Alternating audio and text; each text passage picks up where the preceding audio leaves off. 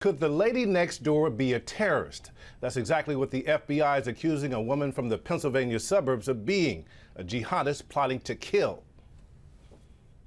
To most people, she is known as Colleen LaRose, looking the part of a soccer mom.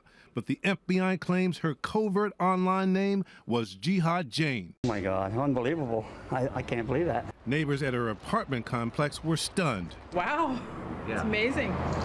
Surprising, shocking. Authorities say LaRose's American citizenship and appearance is exactly what made her appealing to the Islamic radicals she first made contact with on the internet. The terrorists figured out they can't all look like Middle Eastern people, whether they be male or female.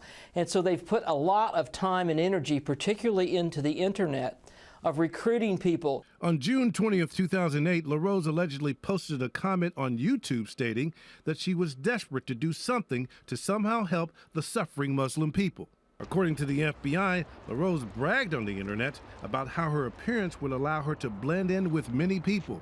Soon, prosecutors say, LaRose was regularly corresponding online with radicals in Asia, Europe, and the U.S. Their alleged goal, to recruit men and women for suicide missions. LaRose, the FBI says, was a willing martyr. She allegedly discussed assassinating this Swedish cartoonist who drew the Prophet Muhammad with the body of a dog. Upon receiving the request, she wrote, "I will make this my goal till I achieve it or die trying." The FBI claims LaRose went to Sweden last August as part of the plot to kill the cartoonist. LaRose was charged last October, but the FBI kept the case secret while it sought suspects here and abroad. The case was made public after the arrest this week of 7 men and women in Ireland suspected of plotting to kill that Swedish cartoonist. George? Okay, Pierre, thanks. For more on this, let's turn to our expert, Richard Clark, the head of counterterrorism for Presidents Bill Clinton and George W. Bush. And good morning, Richard. And you know, this is a whole new world right now. I was struck by what one of the prosecutors said yesterday. He said this case shatters any lingering thought that we can spot a terrorist based on appearance.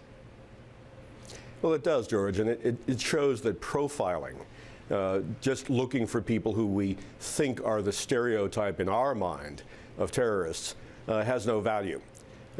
We shouldn't all begin to worry about the woman next door. This is a very rare case of a disturbed woman, but it does show how people overseas control in the United States through the internet, looking for troubled people that they can recruit. Well, and this is at least the second time in recent months that we've seen it. Major Hassan, down in the Fort Hood case, clearly communicating with Yemen on the internet. That's right. The internet not only allows them to communicate, but it allows them to recruit. There are very persuasive videotapes and sermons and speeches and texts on the internet designed for various audiences, and it works very well in the Arab world. Now we see it's beginning to work with some misfits in the United States. So the threat is evolving right now. Do we have any sense of the magnitude of this threat inside the United States right now? I think it's very small, but it doesn't have to be very large. You know, one guy at Fort Hood killed a lot of people. So it's not so much a matter of the size, it's the fact that it's going on. And it's being directed remotely through sort of a remote control, if you will, through cyberspace over the internet. And the FBI clearly got ahead of this case. They've had the suspect in custody now for many months. But are we ahead of it in general? You know, as the jihadists use the internet, try to recruit here and abroad using the internet, are we able to combat this effectively? Well, this woman might as well have advertised in the Washington Post the way she went about it. It was easy for the FBI to find her. But there are other people who are much more covert, and it's very difficult to find all of them. It's impossible, I think, to have a standard where we're going to find all of them and stop all of the attacks. There will likely be more attacks. Hopefully they'll be small, and hopefully we can catch them early, as the FBI did in this case.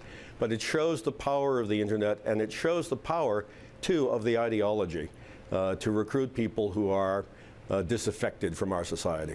Disaffected, so disaffected, but so covert as well. Richard, you said she advertised the internet, but her live-in boyfriend didn't know a thing about it. And that's true. Okay, Richard Clark, thanks very much.